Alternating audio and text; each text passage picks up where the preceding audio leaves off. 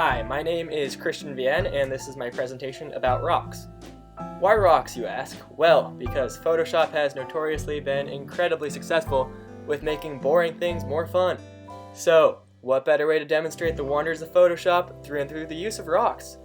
Let's be real, on a running list of things that are boring, we've got watching paint dry, waiting for water to boil, chores, Tom Hanks, TSA security, and then rocks. I'm going to start off by taking a look at this majestic mountainscape. Pretty cool looking, but its excitement level is average at best.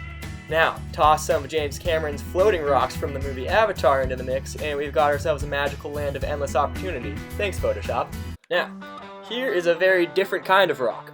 Coming in at 6'5" and a husky 260 pounds, Dwayne Johnson is one of the bigger and more interesting rocks that can be found on planet Earth.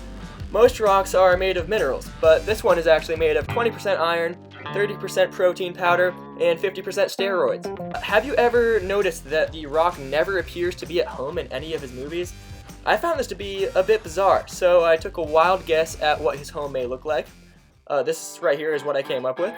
I felt like with all that movie star money, it'd be odd if he did not have water in front of his home, so I have fixated a large glassy lake in front of it. Interesting fact, the rock band Kiss was formed in 1973, exactly 1 year after The Rock was born. Coincidence? I think not. Just when you thought it couldn't be any crazier, guess what else happened in the 1970s? Candy company Dryden and Palmer introduced the colorful and sugary delight of rock candy on a stick.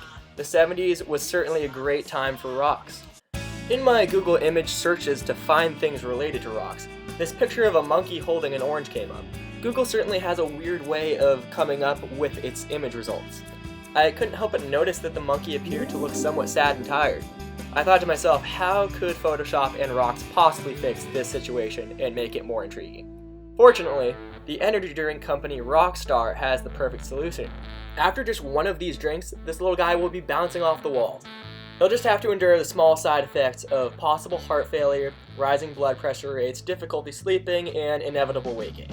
Something quite peculiar that I found was that a normal rock can suddenly become not boring the moment you stick it in a cool place. For example, take this ordinary and bland boulder. I can simply stick it in space and it suddenly can be called a meteor. The rock would be so proud. Rocks are frequently known for being very dense and hard.